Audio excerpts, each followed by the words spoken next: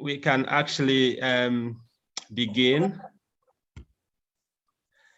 So welcome, and please mute your microphones so that we can hear one another better. Please mute your microphones so that we can hear one another.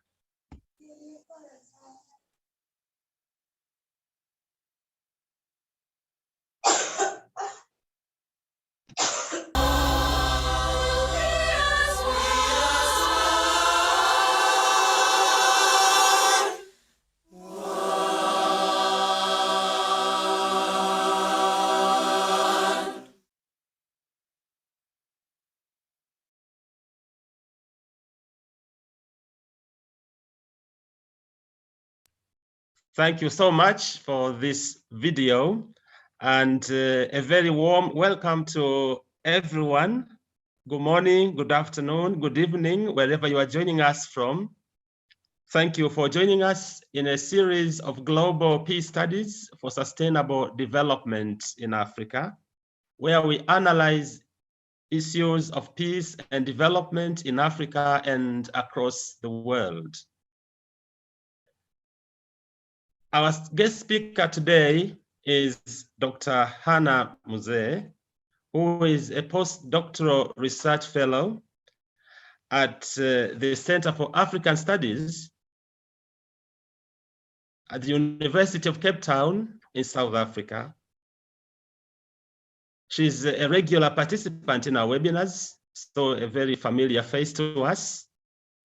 She's also an author. She has contributed a chapter to one of our books. And the theme for today is Walk to Work, Protest and Nonviolence, Nonviolent Action in Contemporary Uganda. And I would like to invite everyone to turn on your cameras, because we would like to see your face if you wish. And please do mute your microphone if you're not speaking to us. And I hope now that Clara or Hannah can now display the PPT so that we can proceed. By clicking close, maximize makes the audio, maximize make Zoom meeting. Sorry, there is some, I see some background. Yeah, thank you. So, Hanna Muzee, you are welcome to share your thoughts with us. Thank you, George. I think probably Clara will help me share it because on my side it's disabled. So there you are. Great. Okay, great. Thank you. Okay, pleasure. Thank you. Good afternoon, yes, good please. Morning, and good evening to everyone on the call today. It's a pleasure to be here today, and thank you, George, for inviting me and to share my thoughts and way forward and to be part of this program. I've enjoyed being part of the sessions and attending the previous sessions, and I look forward to a great discussion today. So I'll share my work. My work is from the chapter that I contributed. So I'll share from it and just a few insights, and hopefully we can be able to discuss about it later. So Walk to Work, Protests and Nonviolent Action in Contemporary Uganda. In this chapter, I examine a new wave of nonviolent activism against the militarization of politics in Uganda.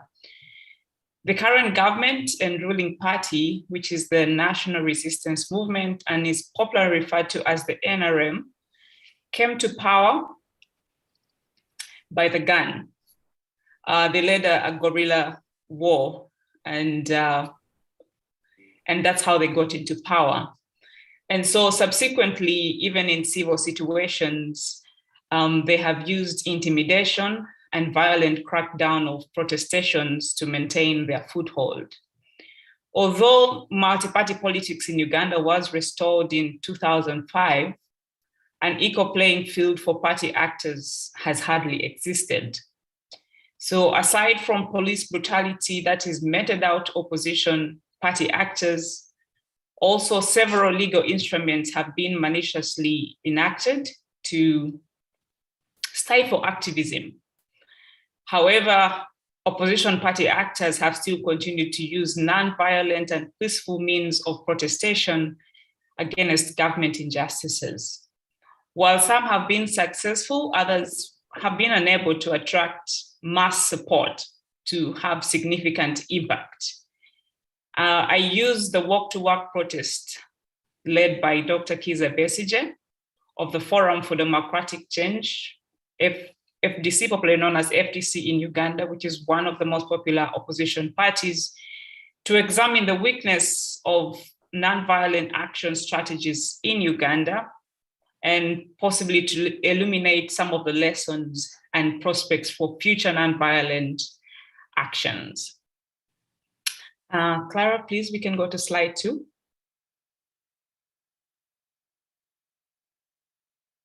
Yes, so I'll begin by giving a brief background. So from the time of flag independence in 1962, that's when Uganda attained its independence, to about 1986, that was when the NRM took power, the Uganda political scene went through significant turbulence. The democratic process right from independence was undermined right from the start of the attempt to self-governance. Elections that were won at the time in 1986 by the Democratic Party were challenged by a faction of other political parties, such as the Uganda People's Congress and then the Kabaka Yeka parties. Now they challenged the legitimacy of the election then. Now subsequent events after that motivated divisions, both on party and religious grounds, and eventually created room for a one-party rule up to about 1971. Now, the political scene then was riddled with a lot of unsuccessful and short-lived regimes and coups by Idi Amin Dada and later in 1986 by the NRM government. And when the NRM government got to power, because of what had been happening before, they promised a restoration of democracy by emphasizing participatory democracy, which, however, inadvertently meant non-partisan politics would be tolerated. And gradually, they eventually drew the country again back into a one-party situation. But internal discontent within the NRM party, within the NRM camp, due to mismanagement and self-interest, saw open defiance by some army officials, such as Colonel Kizza Besigye, who later left and started his own political party, which is the Forum for Democratic Change. So these events later on precipitated into a referendum in 2005 and eventually led to the restoration again of multi-party politics in Uganda. We can move to slide 3, please. Thank you.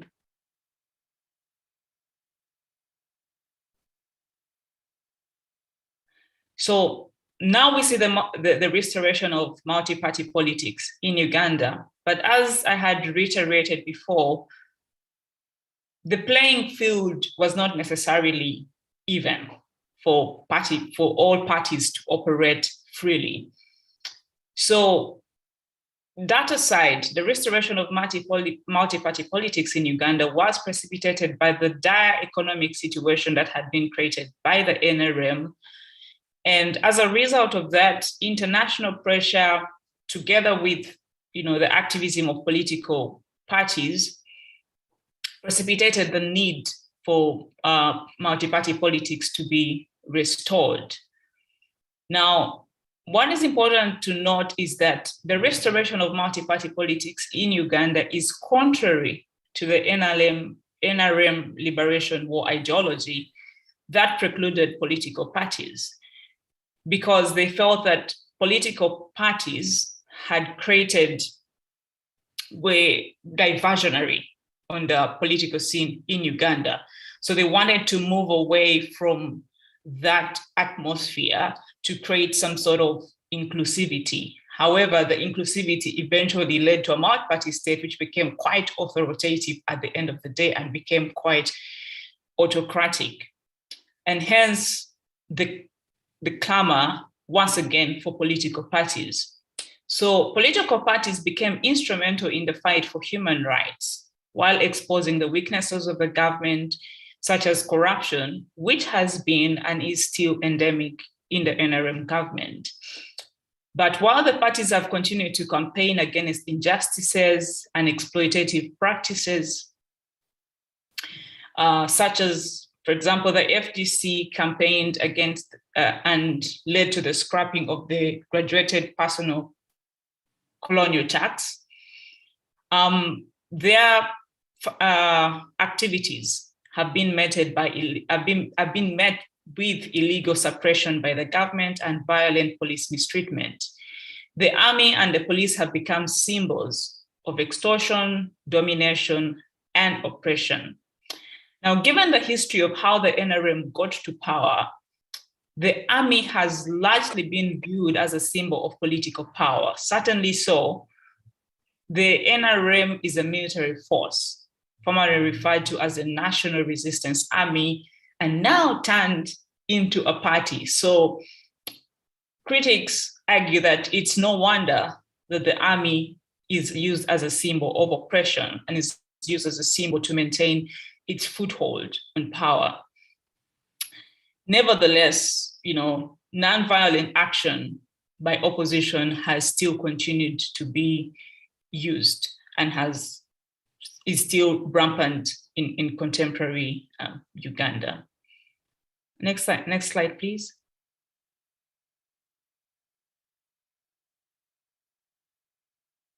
So there have been a number of nonviolent actions in Uganda.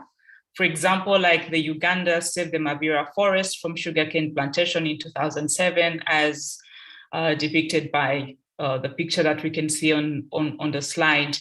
Now, Mabira Forest is one of Uganda's biggest tropical rainforests. And of course, I think we've got a bit of some disturbance. Oh, sorry about that. Yeah, so Mabira Forest is one of Uganda's biggest and still existing tropical rainforests. And there was a time where the government was considering to sell a part of the forest to one of the sugarcane companies to increase the sugar production. And of course, environmentalists, we're against this move given its environmental impact, and hence led led demonstrations against this decision by government, which eventually made government to stay the sale of part of the forest to the investors, the sugarcane investors. And of course, there have been other nonviolent actions, such as the Uganda's protest to rising fuel prices, which is dubbed as the Walk to Work protest in 2011, and which is the focus of my presentation. So unlike the Ugandans Save the Mabira Forest from sugarcane plantation, the Walk to Work protest, however, met with violent suppressions. And I examined why the protest was not able to gain significant impact. And to do this, I used the principles of nonviolent action by Gene Sharp and Martin Luther King. So I'll now give you a brief background about the Walk to Work protest. Next slide, please.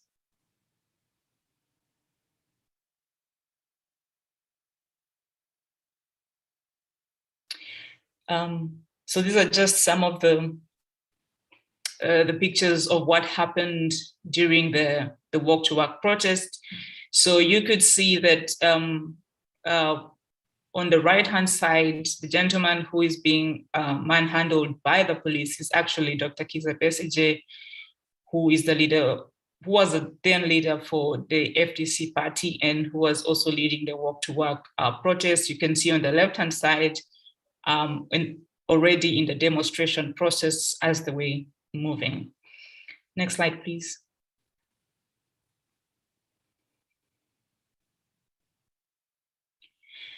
Yes, and so here he's basically having some sort of mini altercation with the police and trying to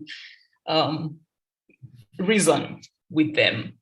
So the walk to work protest was led by Dr. Kizza Besigye, the leader of the Forum for Democratic Change. And its goal was to compel government to find ways of lowering the prices of fuel and essential commodities that were escalating at the time, and also to persuade the government to prioritize expenditure on the basic needs of the people. They did not hold it alone. Together with Alliance for Change, very popularly referred to as A4C organization, which is a non-government organization, they encouraged Kampala residents to walk to work twice a week as a show of solidarity over the escalating prices. And when they were violently suppressed, they changed their tactics to having now motorists hooting at 5 p.m. for 5 minutes in defiance.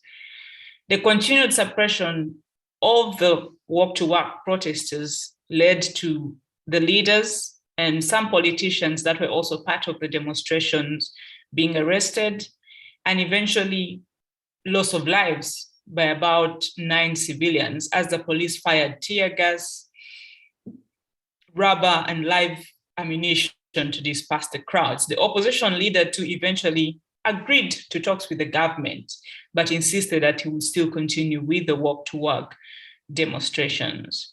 So consequently, their actions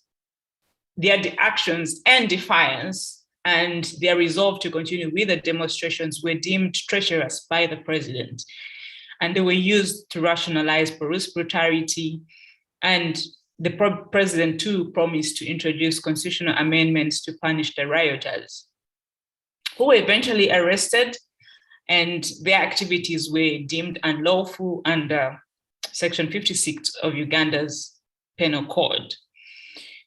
You can see on the right that the leader of the walk to work has his hand in a cast, which was also injured through the demonstrations because they took place over a couple of days. Next slide, please.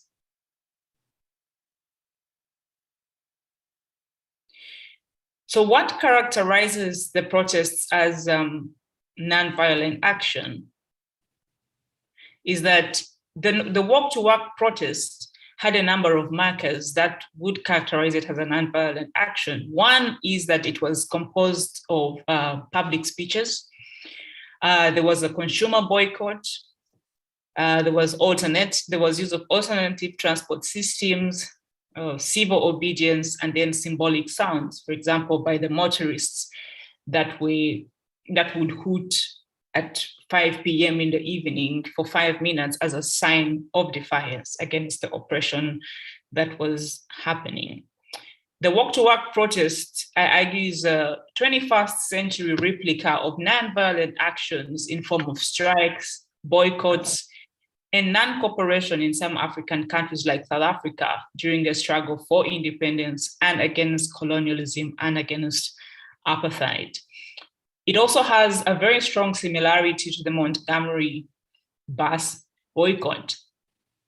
However, unlike the Montgomery bus boycott, the walk-to-work protests was unable to garner mass support, which affected their progress and hence limited their impact. Compared to the Montgomery boycott, which had significant impact since the African-American population composed 70% of the riders of the bus. Hence, when they stayed off, they were able to create impact. Thus, the walk-to-work protest lacked in numbers. Since the government depends on people, mass dissent is a threat to the government. Since then, the government would lose the basic human cooperation and support to economically thrive. Hence the use of violence to crack down or to make sure that they stifle nonviolent action. Nevertheless, it's important to note that the trick for nonviolent actors is to remain committed to nonviolent action. This systematically draws support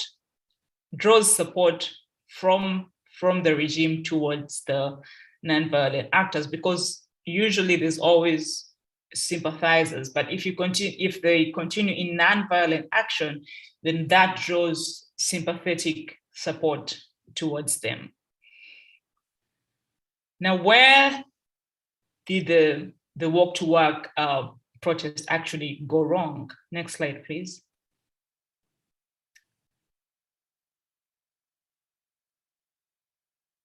Yes, as I had mentioned earlier, that they lacked in mass support and they also lacked in numbers. Therefore, they were unable to create the much needed both internal and external attention to draw sympathy or to draw attention towards the cause. So numbers help with nonviolent action. Numbers are very important to create that international and external attention that is needed for international observers who end up recognizing the injustice and then end up putting pressure on the regime for reform. Unfortunately, the walk-to-work protest in Uganda was not consistent in nonviolent action. And this made it less attractive to join, but also invited more repression. Now, what happens is that the protesters resorted to throwing stones at the police. So when the police would fire tear gas and rubber bullets to disperse the crowds in some instances would return either the tear gas canisters or would throw stones towards the police. So in essence, it turned out to be more riotous. And that in a way clouded the aim of the walk-to-work protest. Next slide, please. So then what is the way forward for nonviolent action? Taking a look at the walk-to-work protest in Uganda, this therefore presents the need for training so as to form a common understanding of nonviolent action as a weapon, share ideas about nonviolent oppression, their fears and feelings. So the actors need to be able to be trained about what nonviolent action means. So people need to decide for themselves whether they would like to participate or not, given the information that has been provided to them. The success of nonviolent action requires discipline and commitment to nonviolent action methods. However, for the walk-to-work protest, the leaders were disciplined while the supporters went rogue. So this, in a way, hampered the success of the protest. In addition, nonviolent action requires a robust and rigorous strategy, which is backed by a goal and a message. The message is used to mobilize support and convince bystanders of the cause and convince them to join the cause.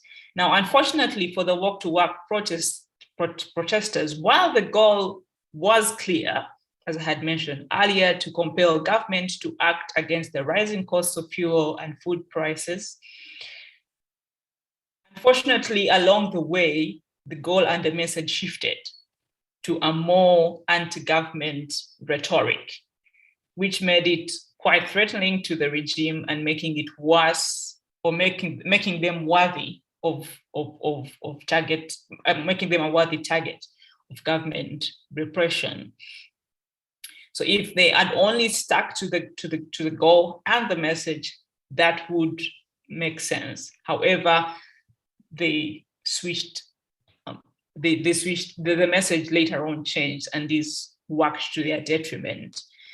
And in addition, communication is also important with the opponent to avoid open war situations. They would have done this using print media or visual media to draw the opponent's attention, and when all this fails, then nonviolent action is launched.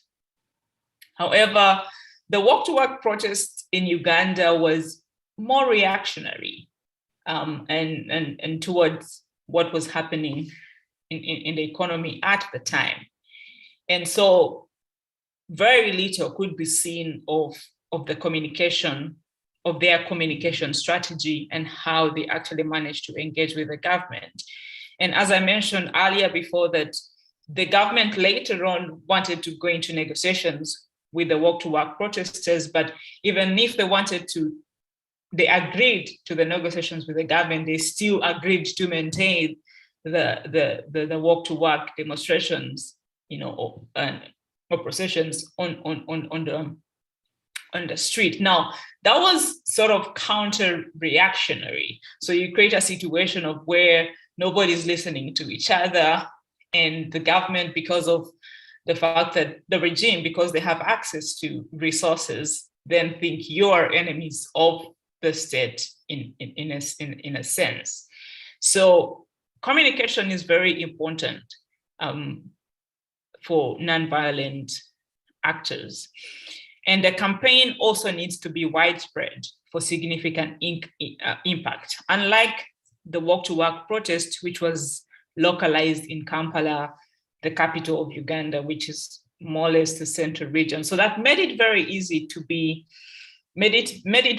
for repression, compared to if then it was widespread, say, across the country. That would have been able to draw more attention, both internally and externally, because the cost of the burden of the high fuel prices and food prices was not just first within Kampala. It was a nationwide issue. However, the fact that it was localized, it also pointed to their lack of strategy and preparation. So the movement, in essence, lacked in both quantity and quality, which are all very necessary components for nonviolent action. Next slide, please.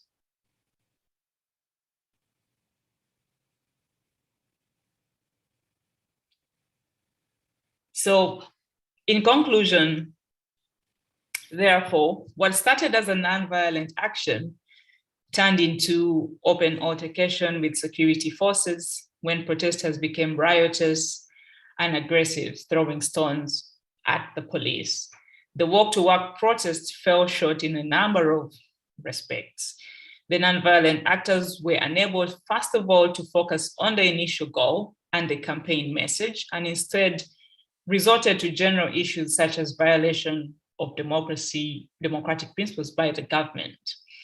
The movement also failed to mobilize largely and was localized to the Kampala Central Division, and this limited their impact, making repression easy. Besides, the lack of discipline by the protesters, the walk-to-work protesters, also points to the lack of education and knowledge of the function of nonviolent action.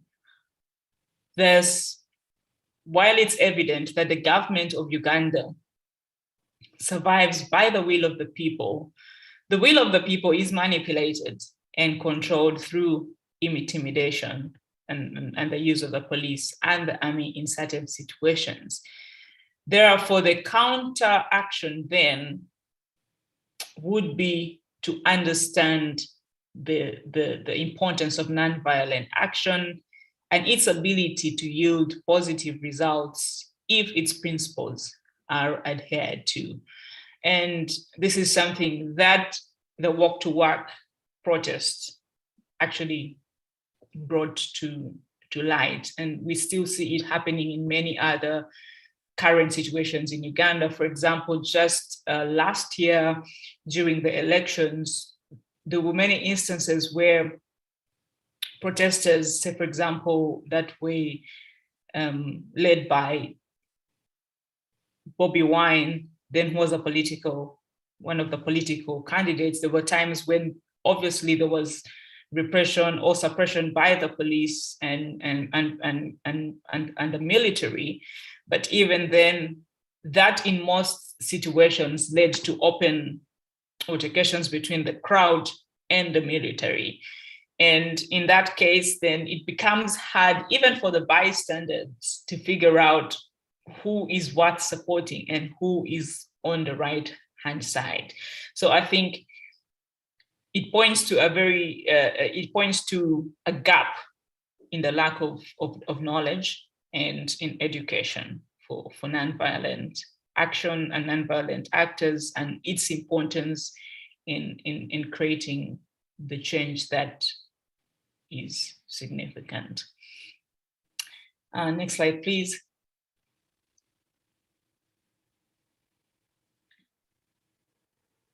And actually, that brings me to the end of the presentation. Thank you. I look forward to hearing from you. Thank you very much indeed, Hanna, for this inspiring presentation.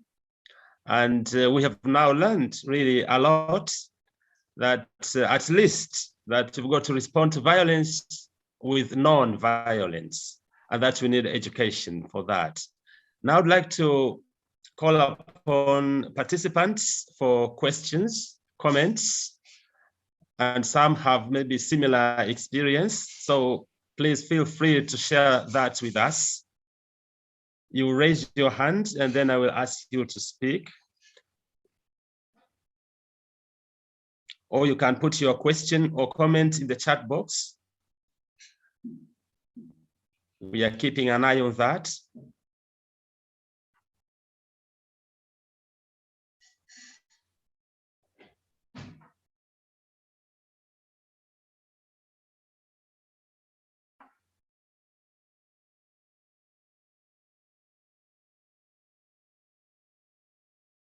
Yes, I can see Ronald, please.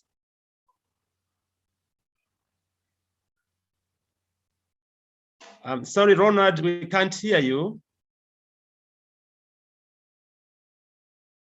So as you get ready, please also may just take off your headphones. Maybe that will simplify matters. I would like to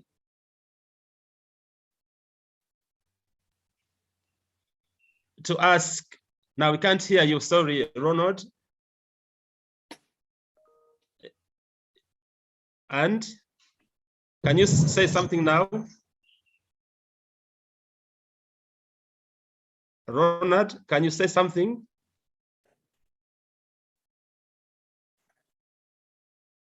No, we can't hear you. I'm sorry about that. So please, Nick, could you proceed? Yes, Hanna, thank you so very much for this really informative and wonderful presentation on the nonviolence in Uganda. Now, one thing that I would be very interested in is whether or not there was any background organization of these movements, and what if you could say something about that, or how it was held together in that sense.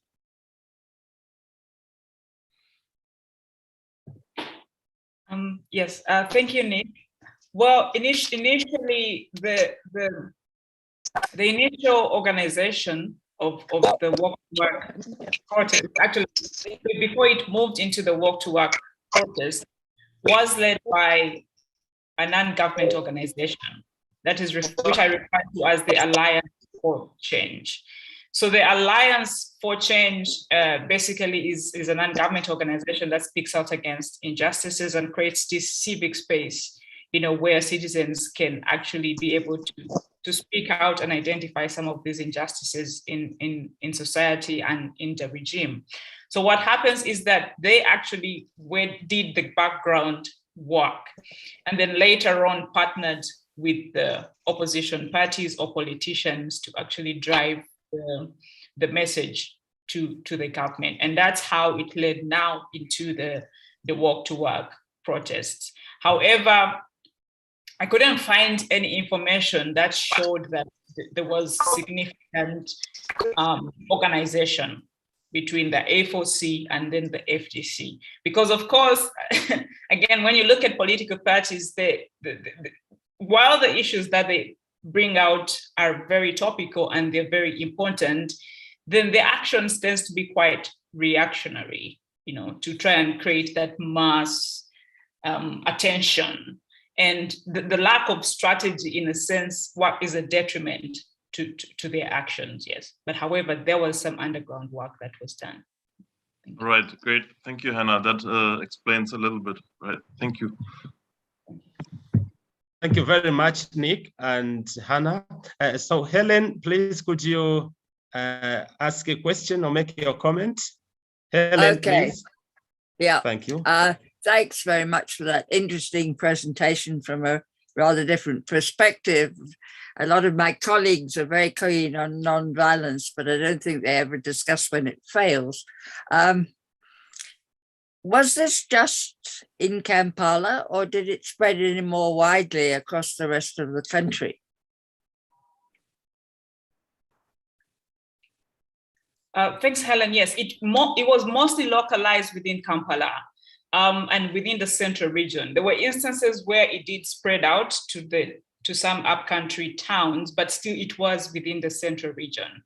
There were towns such as Jinja and Kampala, but then the protestations in those upcountry towns was not as significant as the ones that were held within Kampala, of course, where most of the politicians are actually resident. And so I think they sort of piggybacked on that to assume that would actually create the mass support that they wanted. Yeah, but it was more localized.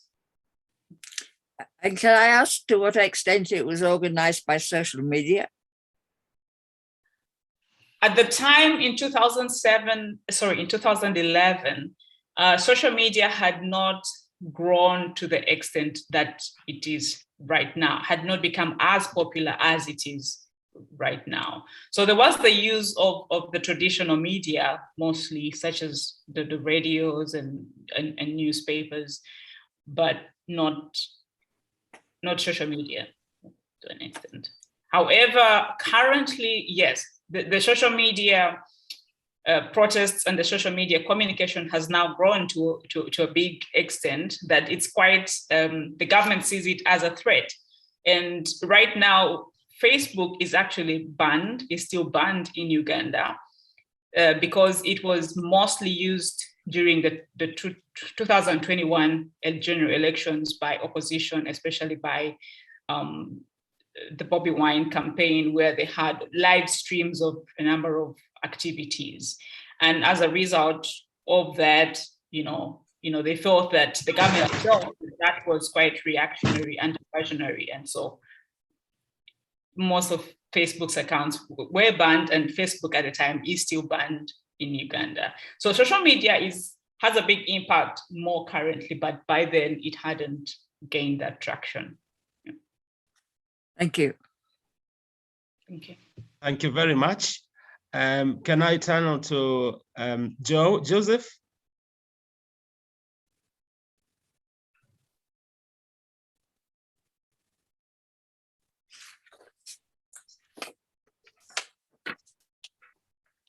Joseph, you are muted.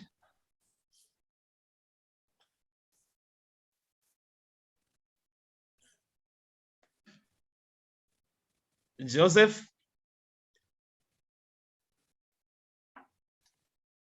Maybe he's experiencing some technical issues. There was a question actually in the chat box from Ronald.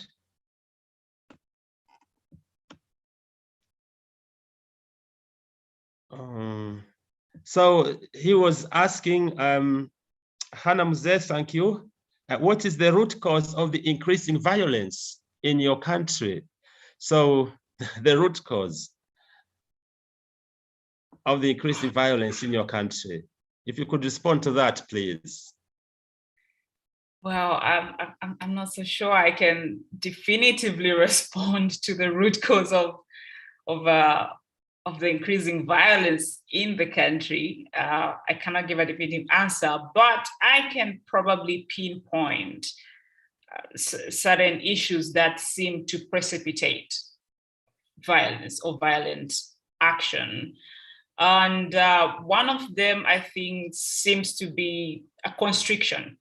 One is a constriction of the space, of the civic space within the country. And that constriction happens both on the internet virtually and also happens on the ground. And because of a number of activism or activist activities by opposition party that the government has felt to be quite diversionary, it has in many instances restricted the space, and whereby it has gone ahead to actually pass regulation that restricts people from actually meeting and for any cause. And so that constriction of the space and the constant need by citizens to try and come out and speak out, in a sense precipitates the violence. And of course, the way the government does handle it, of course, is through the use of brutal force, through the use of the police. And like I mentioned earlier, when the citizens speak out or come out, it's usually in a peaceful way. They usually use non-violent action. However, because of the brutal force that is used by the government, I think citizens finally it usually almost ends up into an altercation again, which in a sense justifies the brutal force that is used by the government to their detriment. So I can't really say this is the case, but then I would pinpoint, I think it's just a constriction of civic space within the country. Yeah, thank you very much indeed. Joseph, could you ask your question? Hello? Yes, hello, am I audible? Can you hear me? Okay, cool. First, thank you so much, Hannah, for that wonderful presentation. And now I understand where you were coming from when you said silence as a show of defiance last week. But one thing that stood out to me in your presentation was that non-violence can only be successful if it can successfully inspire people. Because it's for me, just sitting by myself, it makes sense that, when the protesters were being met with that kind of violence and they were throwing back stones, I wouldn't paint them red for that, because it feels like enough self-defense under the circumstances, but that being enough to leave distaste in the mouths of people who probably could have bought into the protest, why, if it was just flawless, you know what I mean? That just shows me that we're really fighting a hard battle, and we really cannot afford to drop the ball in any way. So it's I like it. It just illuminates how tough the battle is, but I think the battle becomes easier once we know how tough it is too. So yeah, that's what Yes, thank you, Joseph. Yes, exactly. I mean, definitely you can't fight violence with violence. And it's like just a common adage, you can't fight evil back with evil. I mean, that in a sense will not work, fire with fire, you just need to more fire.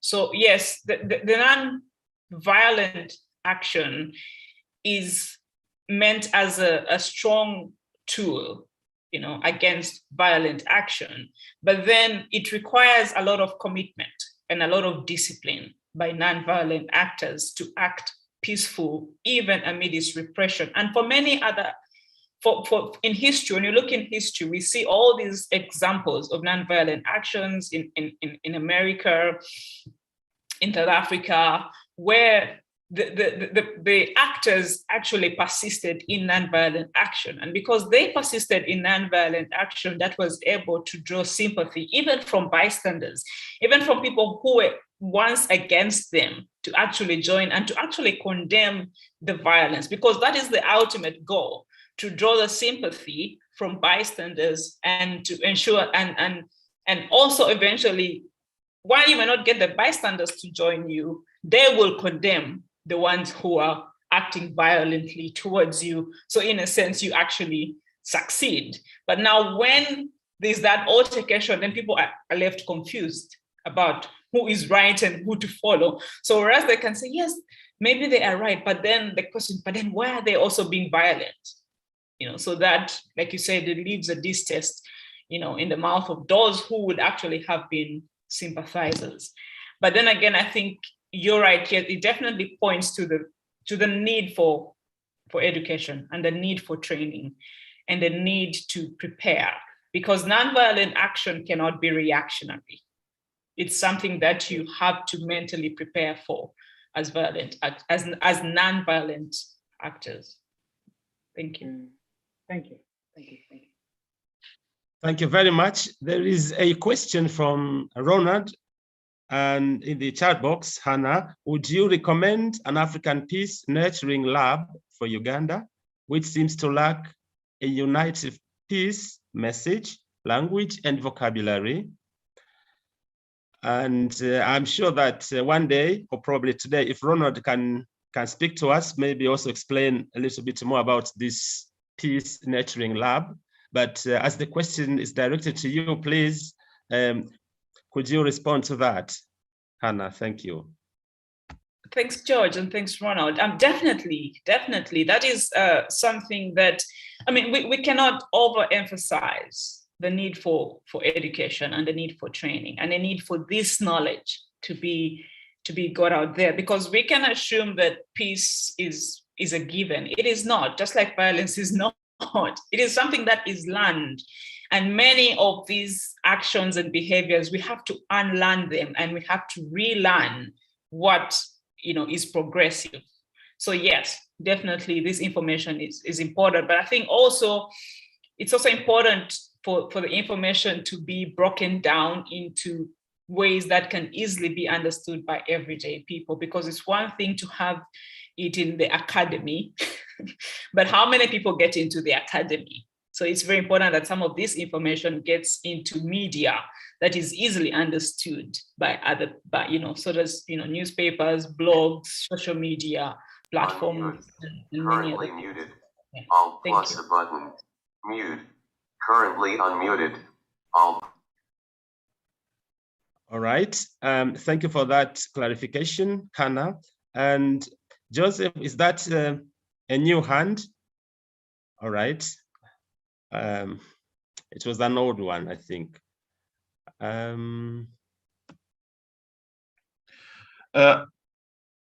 George, I Yes, think Nick. Father Bill tried to raise his hand. Oh, yes. Okay, please, please, Bill, proceed.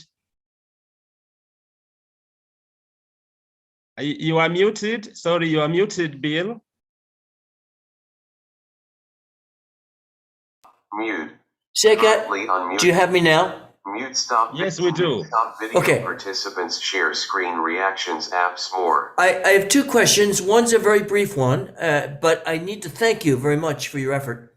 What was your role in this? Were you simply a researcher, or were you perhaps a participant observer? But my more abiding question, but before asking it, I need to confess the fact that I am a religious person. The religious factor is completely missing from both your presentation and your critique of that presentation.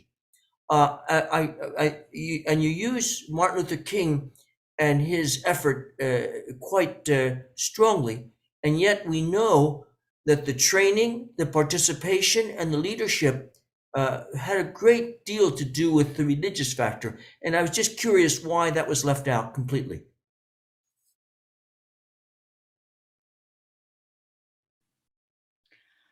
Thank you, William, for your comments, and thank you for your questions. Yes, I come to this question. I come to my analysis from a researcher and observant point of view, not from a participant point of view. And then, yes, I acknowledge the fact that you about the religious factor that you actually mentioned, and why it was actually missing. It is something that I probably need to go back and reconsider as to why as to whether it could have an impact. It could have had an impact then on the work-to-work protestations. Yes, I think it's an omission on my part, and I'll probably need to look at it more closely. Thank you. Thank you. From Ronald Kiamba to everyone, Hanna, without us knowing the root causes. Thank you very much. And Joseph, you have a question or comment, please. Widgets document. Search the web. Oh, yes. Yes, thank you. I have another a suggestion. So I was thinking, I'm always thinking about what the solution might be. And a huge problem that Hanna highlighted was education. Education. So I'm thinking, whenever we even trying to start a movement or whatnot, I think it's very important to think about the simplest way to disseminate the information so that the heart of the messages is understood. Like they cannot be, people can miss the details of certain details, but the heart of the message is what is not missed, so that you don't have a situation where the leaders are withholding everything. I mean, holding onto all the principles, and then maybe the followers are violating some of those, or you have leaders violating and then the followers follow. So it's like, I think we have to come up with a clever way to that when we are like recruiting people, the heart is never lost in so that even reaction, when we react to whatever our opposition does, our understanding is such that we will never violate the most fundamental principles of nonviolence in our response to anything that they may throw at us. So it's like we tailor the message such that that one is like understood even by the least of the followers, to the leader of the movement.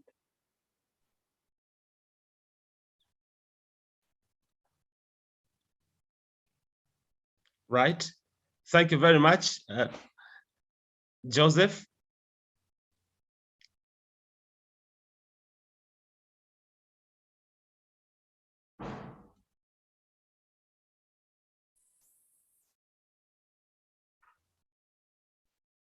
I don't seem to see another hand.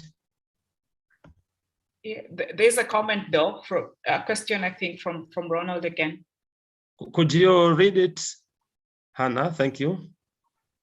Yes, he says, without us knowing the root causes of violence, are you sure we can create peace in Africa?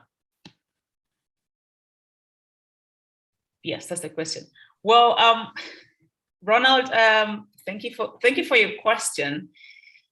I wouldn't say that we do not necessarily. I wouldn't say we're necessarily ignorant of the root causes of violence in our societies. We are actually aware of the root causes of violence, or we're actually aware of what causes the violence. But then again, we're not sure, we don't have a consensus of how we can actually arrive at a solution. And so we seem to think that the only way to arrive at a solution is through domination or through exploitation of the situation. And in the end, we end up creating a more exploitative and oppressive situation. In most cases, violence comes from lack and from inequality. And with this inequality, of course, you have power relations where you have the oppressor and the oppressed. So you have the exploiter and the exploited.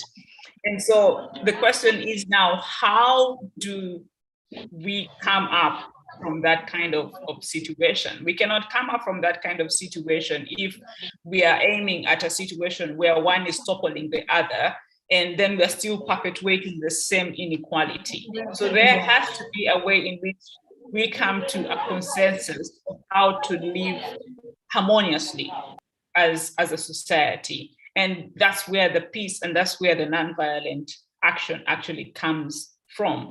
And then also, of course, from the need to create that space where people can freely talk and have a conversation about what is actually going on in society.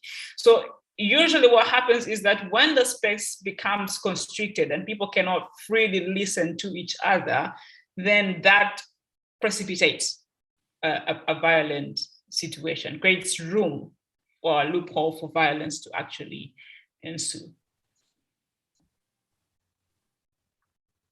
Wonderful. Thank you. Do you have a comment there, Joseph? Or question? And I think it was probably his last hand though, but just to probably add something about his previous comment where he was speaking about the situation where you have leaders who actually understand what nonviolent action is, but then you have followers who do not understand what nonviolent action is.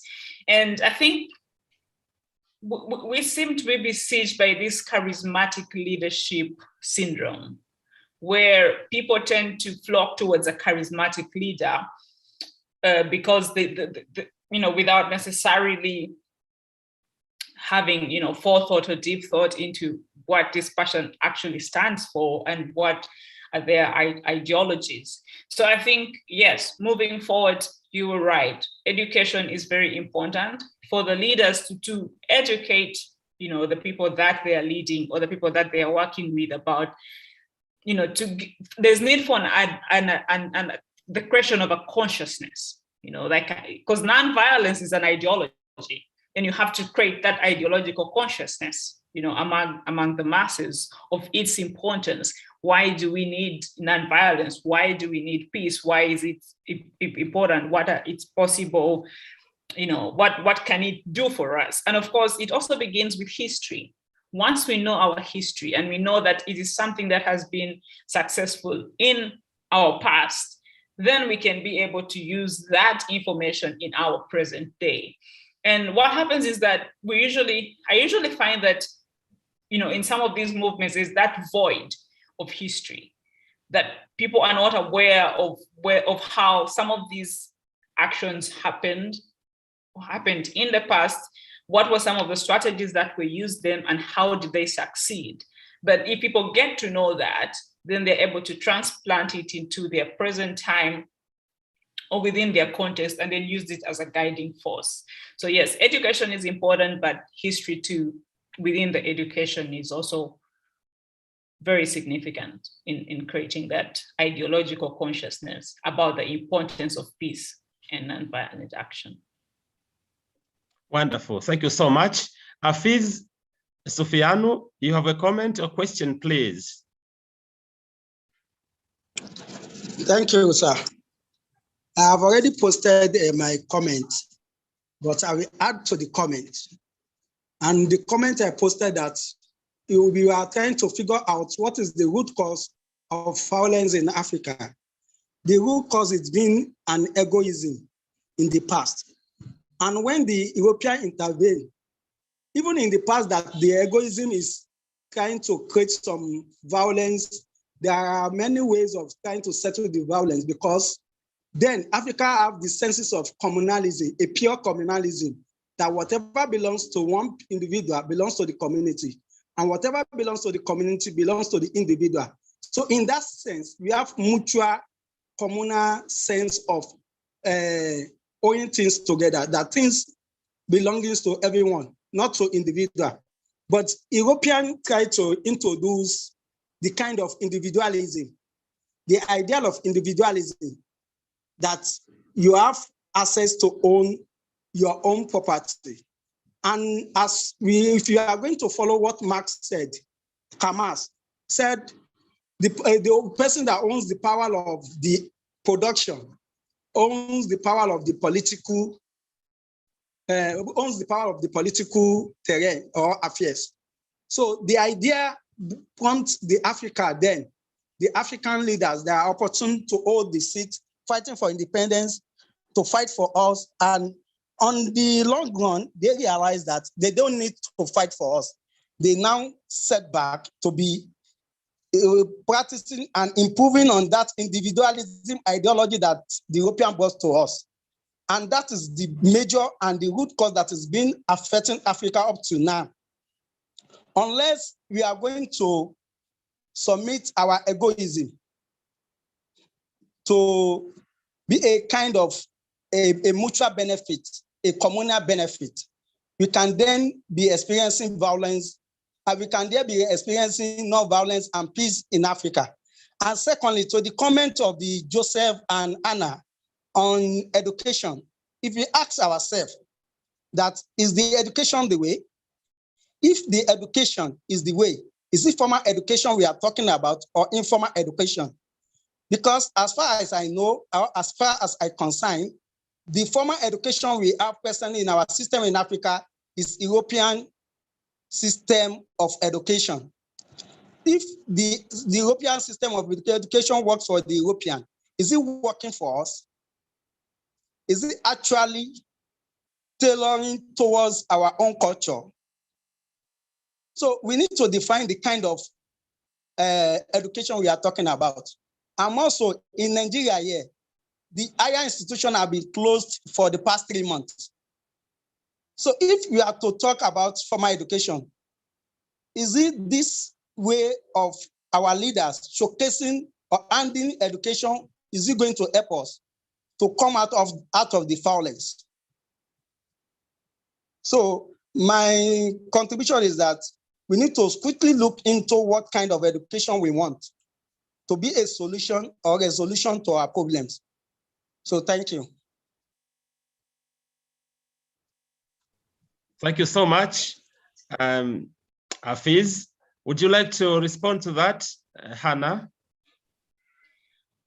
Oh, thanks, George, and thanks, Hafiz. Yes, I think Hafiz brings up a very important point of what actually does cause the violence or does precipitate a violent situation in Africa, so per se. So he points to the individualism vis-a-vis the communalism that was existent in Africa, and I think that is a good contribution. And then I would probably like to add to, when you look at, he pointed up, talked about African leaders and how they actually perpetuate that and promote that sense of individualism.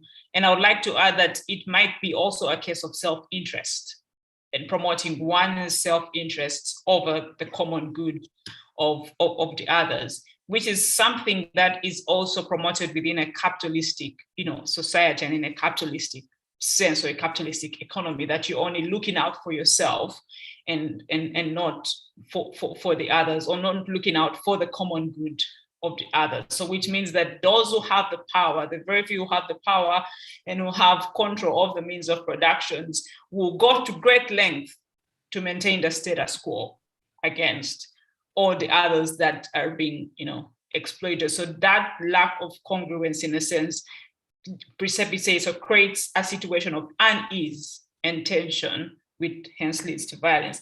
And then for the case of education, yes, I like his question when he says, what education are we talking about? Are we talking about formal education or informal education or non-formal education?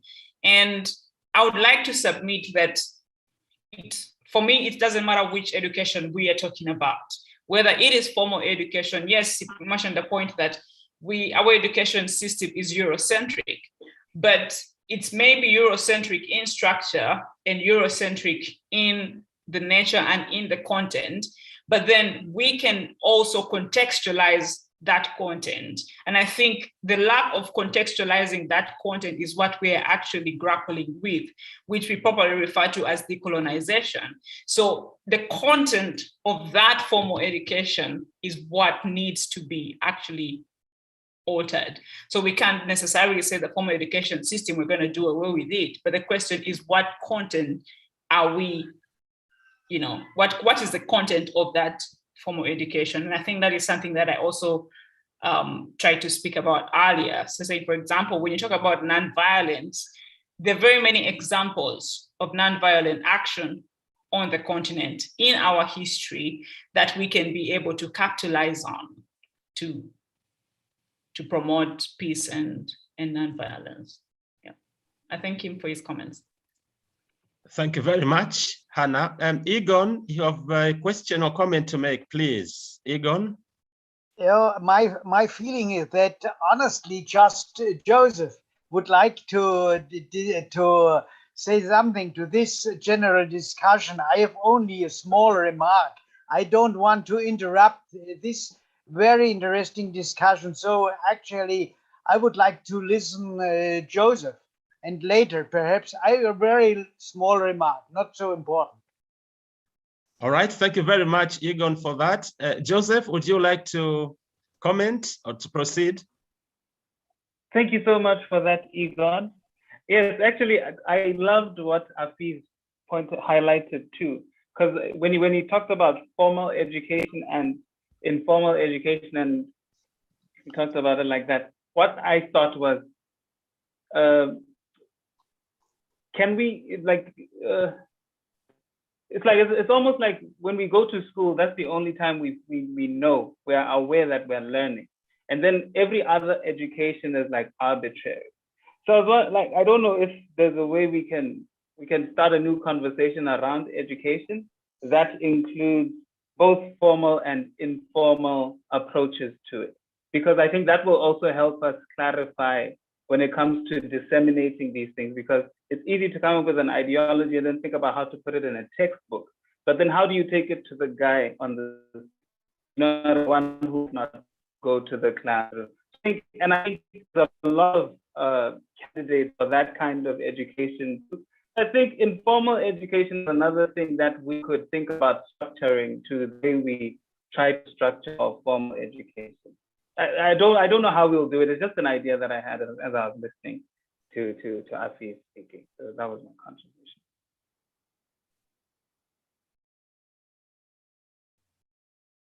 Thank you, Joe.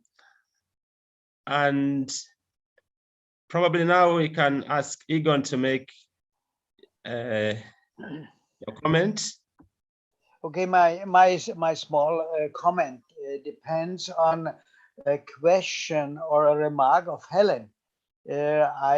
So she wrote, "Thank you. You raise interesting questions how to stop the stone throwers." So that reminds me to practice Martin Luther King told about.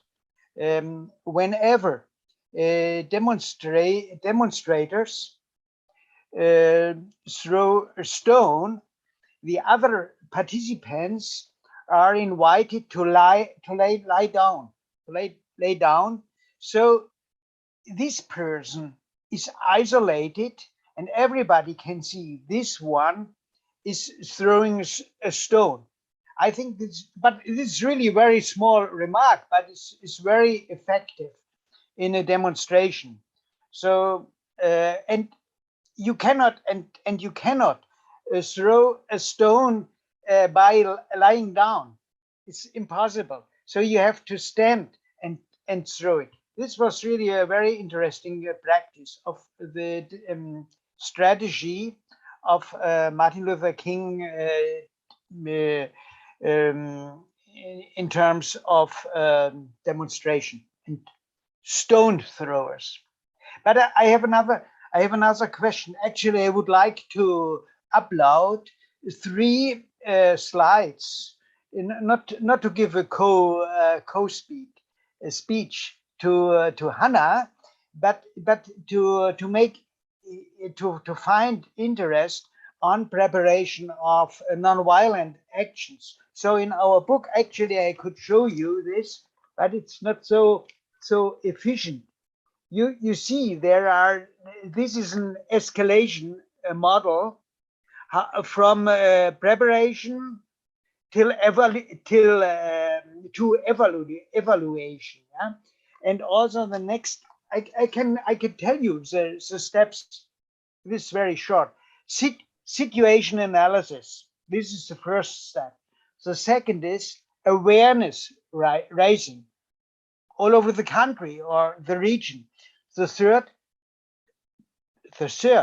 preparation of the direct action. And the fourth, performance of the direct action. So only the first step is performance. Very often we only discuss performance. And the fifth step is evaluation of the action. It's very important, these five steps. And though I will tell you in another and show you in another slide, but unfortunately I cannot. So only to have an imagination what I want to tell. So there are 4 corner pillars of a nonviolent dialogical action. The first pillar is discover the truth of the enemy. The second is discover and confess one's own complicity. The third is express the injustice and vouch for the truth. And the fourth is make constructive proposals for solving the problem. And though I want to show you the third one, actually I would like to upload it. So this is very interesting. It means that nonviolent action is not only a subversive action, but also a constructive version. And in these slides, you see there are 2 levels of escalation. And on the first level, there is protest on one side. This is a subversive action, only protest against something. But on the other side, constructive action is functional demonstration. I have to give a solution, an alternative. And on the second, you see here on a second level, these are, I think it's really very interesting to show that there are 2 sides, subversive and constructive. On the second level, legal non-cooperation is one side, but on the other side, legal innovation of roads. So every action have to demonstrate an alternative. And on a third level, sorry, I'm a little bit long. It's a little bit co-speech, but I didn't want to, and I also wasn't prepared for this. But in the third level, civil disobedience on one side, and on the other side, civil usurpation.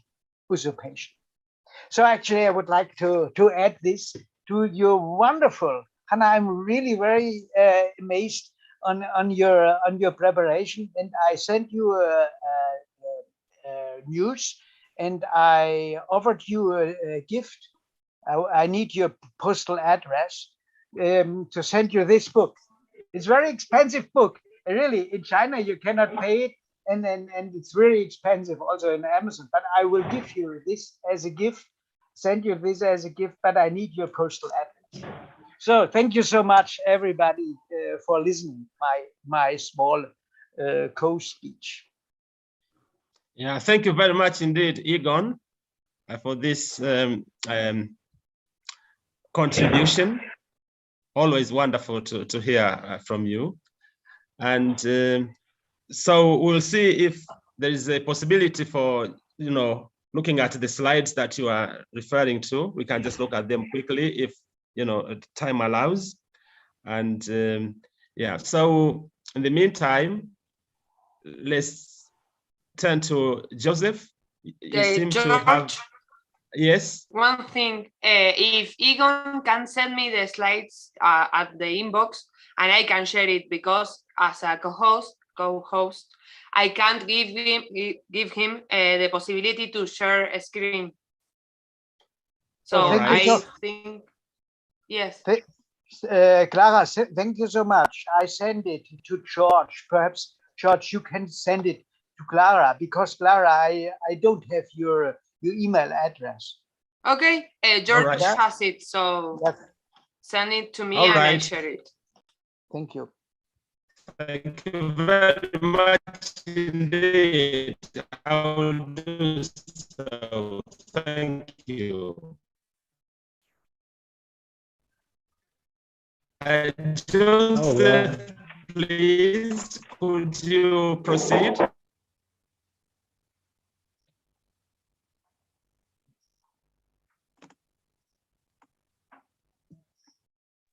Sorry, it was an old hand. I put it down. I lowered it.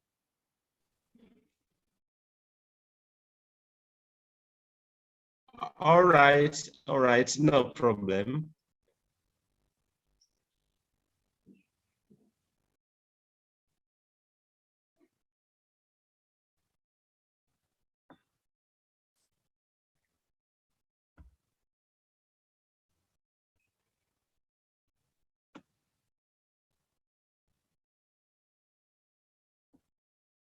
And now, if I may maybe ask you, Egon, again, maybe you could elaborate the point you've made when we are trying to upload the slides. Egon, is that possible? If you could maybe say more about the stages. Yes, I could, but actually I'm not prepared to do it. Very concentrated and focused on several questions.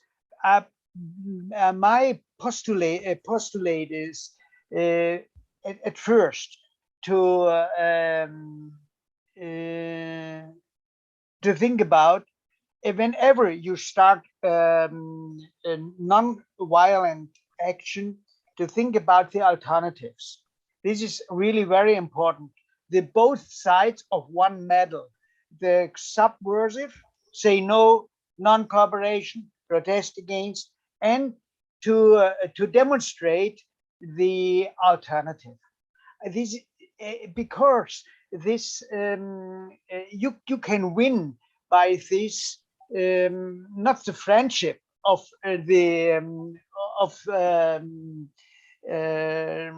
the oppressors or so, but it is the basic of truth, of confidence between both sides. And so the alternative, the constructive side, is very important. I would like to say this. And the other point I can only repeat it, is to really start with a very, very poor, clean, correct analysis of the situation. So this is this, though actually I have to repeat everything I told you in a short way.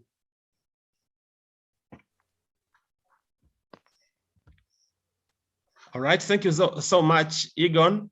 And I think Clara will be uploading the slides. Yes, give me 2 minutes and I'll be ready. Excellent. Thank you. So I can promise next time, another time, I can explain a little bit more by using the slides and other slides too.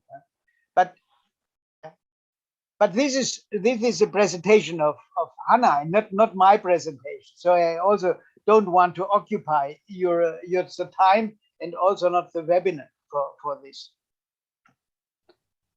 Thank you so much. It's ready now. This is a participatory action. So Egon, you may proceed.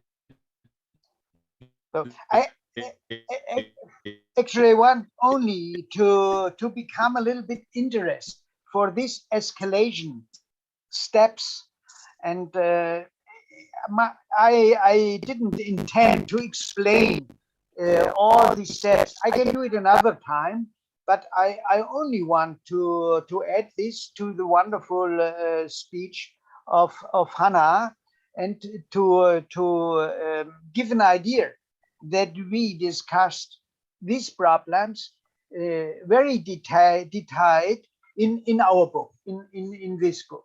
Yeah? So please, I really want to occupy. Please, Hanna, continue your speech. It was really only a small, actually it should be a small remark to your speech.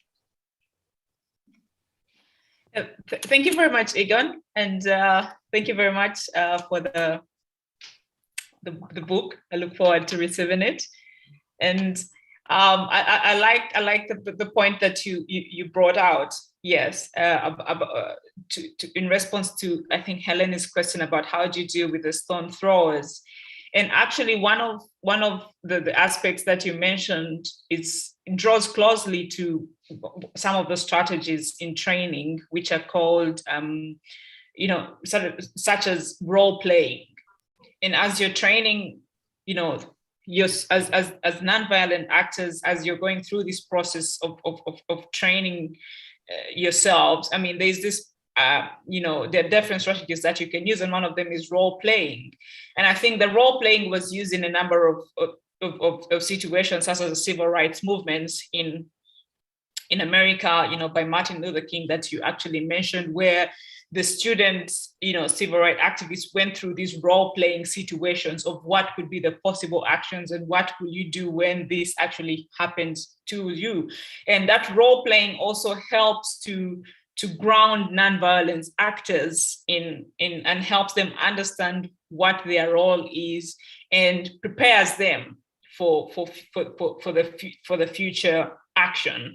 And I also like your point when you look at this progression, for example, the situational analysis, awareness creating, preparation of direct action, performance of direct action, and the fact that you point out that in most cases, and I think which almost seems to be quite evident, is that in most cases, some of these nonviolent actions, especially in contemporary political situations, tend to skip some of these stages and almost move to a performance of a direct action without, going through all these stages. And so the performance, in a sense, comes from a point of, inadequacy.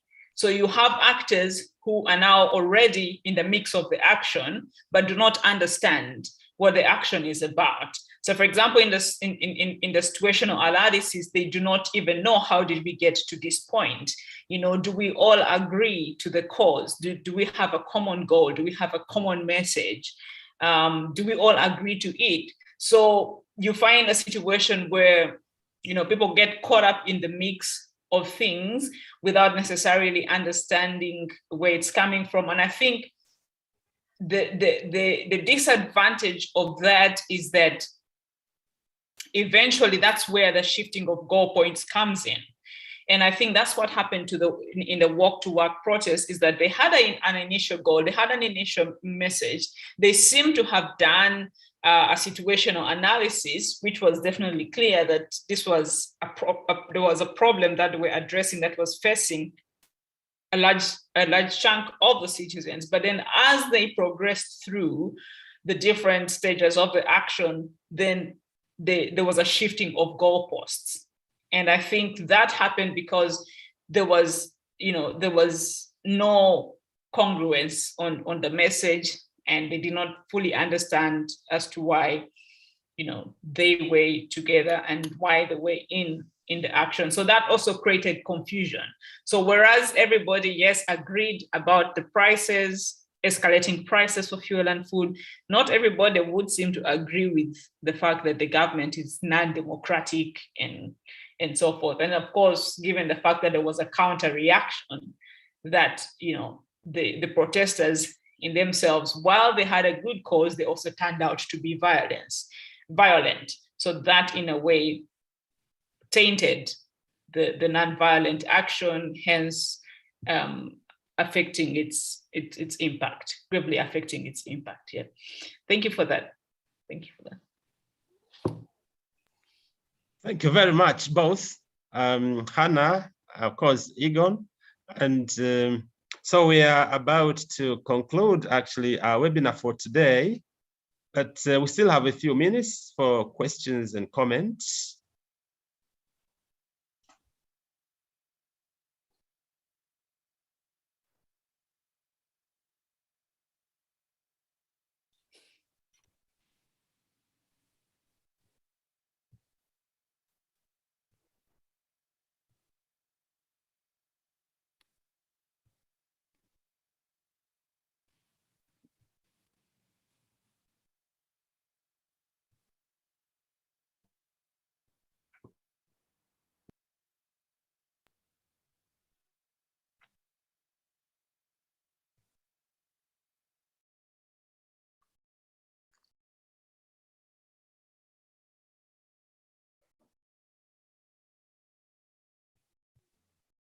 So unless there is a question or comment, and I don't seem to see any in the chat box, or somebody sent comments, Ronald,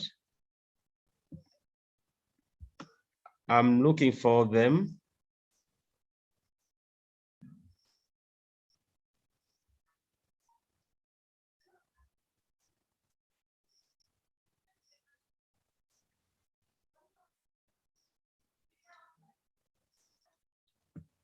So from Ray saying, thank you, Hanna, and all most interesting and helpful, most interesting and helpful. So actually I concur with him. This has been a very wonderful presentation. And I'd like to thank you very much indeed, Hanna, for this presentation, for your time. And I thank all the participants for joining us today. And of course, also Egon for sharing your slides. We appreciate every contribution made. And somebody saying, thank you, best regards from Tokyo. That's Achim. And we thank everybody. And I would like to invite you to the webinar next week, which will be also very interesting because we'll be talking about the war in Ukraine and the new, world order by Professor Klaus Lares, a distinguished professor. And so on that note, I would like also to thank Clara and the entire team at Universidad de Congreso in Argentina for helping to live stream everything here. And yes, I'm looking forward to seeing you again next week. It seems that somebody has a hand, or maybe that's, okay, thank you very much indeed, everybody, and bye-bye.